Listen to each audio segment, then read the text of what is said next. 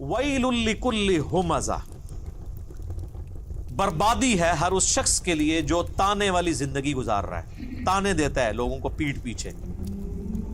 الذی جمع مالا وعددہ، اور اس کی حالت یہ ہے کہ وہ مال جمع کرتا ہے اور اسے گن گن کر رکھتا ہے.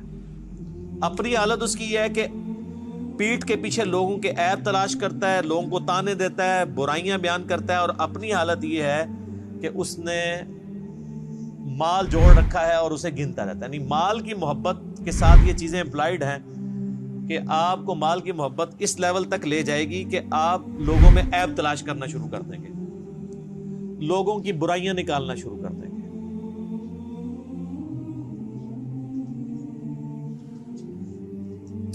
یحسب ان مالہ اخلدہ، وہ خیال کرتا ہے کہ اس کا مال کبھی بھی فانی نہیں ہوگا، ہمیشہ کے لیے اس کا مال اس کے ساتھ رہے گا.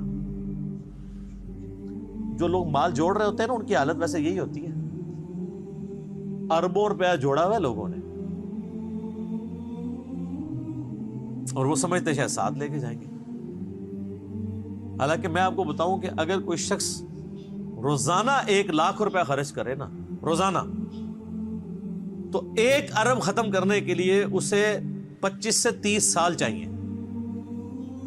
یہ کیلکولیشن کر لیجئے گا. 1 ارب اتنی بڑی رقم ہے، اور یہاں لوگوں کے پاس اربوں ہوتے ہیں، اور 70-80 سال کے ہوئے ہیں. ان سے پوچھا آپ نے کتنی زندگی گزارنی ہے، اور روزانہ 1,00,000 روپے کو خرچ کر سکتا ہے؟ کیا کرے گا؟ نوٹ بھی کھانا شروع کرے تب بھی نہیں کھا سکتا. لیکن جب جس کو لت پڑ جائے تو وہ پھر یہی کرتا ہے، اور پھر وہ سمجھتا ہے میرا مال فانی نہیں ہوگا، نہ اس نے مرنا ہے. کلا، ہرگز نہیں. لَيُنبَذَنَّ فِي الْحُطَمَةِ، یقیناً اسے حطمہ میں پھینک دیا جائے گا. یعنی دنیا کی محبت میں جو مبتلا ہوا اور تباہ و برباد ہو گیا، اس کا الٹیمیٹ انجام حطمہ ہے. وما ادراک ما الحطمہ، اور تم کیا جانو کہ حطمہ کیا ہے؟ نار اللہ الموقدہ، وہ اللہ کی ایک آگ ہے جو خوب بھڑکائی ہوئی. ان دوزخ کی آگ.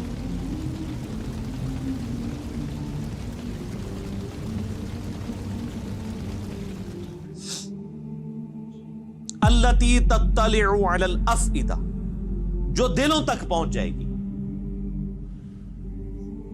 ویسے تو آگ جلا کے راکھ کر دیتی، کھالیں جلیں گی، جسم فنا نہیں ہوگا، تاکہ جسم کو تکلیف ہوتی رہے. بولے اعوذ باللہ. اندر تک آگ گھس جائے گی. جیسے دنیا میں بھی آپ کہتے ہیں نا کہ گھبراہٹ ہو رہی ہے اندر. جن لوگوں کو معدے کا ایشو ہوتا ہے وہ کہتے ہیں اندر آگ لگی ہوئی ہے، حالانکہ وہ باہر کوئی آگ نہیں ہوتی. تو یہ دلوں کے اندر گھس جانے والی، انسان کے اندر گھس جانے والی آگ ہوگی. انہا علیہم مؤصدہ، اور وہ آگ ان پر بند کر دی جائے گی. فی عمد ممددہ، لمبے لمبے ستونوں میں. کوئی اللہ تعالیٰ نے کو بڑے کیپسولز ایسے بنا کے رکھے ہوئے ہیں، ایسی بھٹیاں بنا کے رکھی ہیں کہ اس کے اندر بندوں کو پھینک دیا جائے گا اور اس کے بعد لاک لگا دیا جائے گا. وہ اسی بھٹی کے اندر رہیں گے، لمبے لمبے ستونوں کی فارم میں. یہاں پہ بھی آپ دیکھیں نا، جو بڑی جیلیں ہوتی ہیں نا، وہ کہتے ہیں جی وہ جیلیں ایسی ہیں جی جس میں آپ لیٹ بھی نہیں سکتے.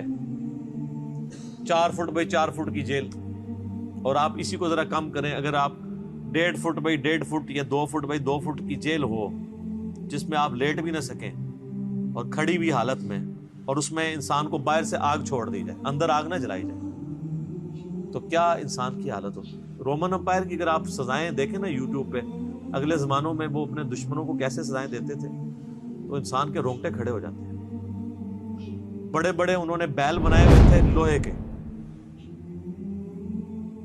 لوہے کی چادروں سے بیل نما، یعنی انہوں نے مجسمے کھڑے کیے ہوئے تھے، اور اس کے اندر باقاعدہ بندے کو وہ ڈالتے تھے، اور پھر وہ اس کو بند کر دیتے تھے، اور نیچے آگ روشن کر دیتے تھے.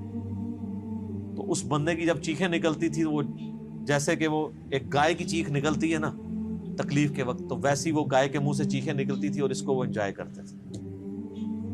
یہ تکلیف دی جاتی تھی. تو یہی اسی قسم کی تکلیف ہے جو اللہ تعالیٰ ہمارا ہے کہ ہم انہیں آگ پہ بڑے بڑے ستونوں میں بند کر دیں گے آگ کے اندر، اور ان کے اوپر آگ چھوڑ دیں گے، اور آگ ایسی ہوگی جو ان کو جلا نہیں رہی ہوگی، اندر گھس رہی ہوگی. انسان کے اندر تک پہنچے. یہ کوئی امیجن ہی نہیں کر سکتا. یہ یقین کریں قرآن لوگوں نے نہیں پڑھا تو اس لیے وہ سمجھتے ہیں کہ کوئی اللہ تعالیٰ کوئی نعوذ باللہ کوئی بڑی نانی اماں یا دادی اماں ہے, اس نے اینڈ پہ سب کو معاف کر ہی دینا ہے. اتنا آسان معاملہ نہیں ہے, یہ بڑا مشکل معاملہ ہے. اور آپ یہ دیکھیں کہ جب یہ آیات نازل ہو رہی ہیں عربیوں کی زبان میں تو ان کی کایا کلب تو پھر ہوتی تھی نا. ہم تو صرف ترجمہ سن کے تو ہماری حالت بدل جاتی ہے, تو جن کی اپنی زبان میں یہ چیزیں نازل ہو رہی تھی ان پہ کیا کیفیت گزرتی ہوگی. اللہم اجرنا من النار, آمین.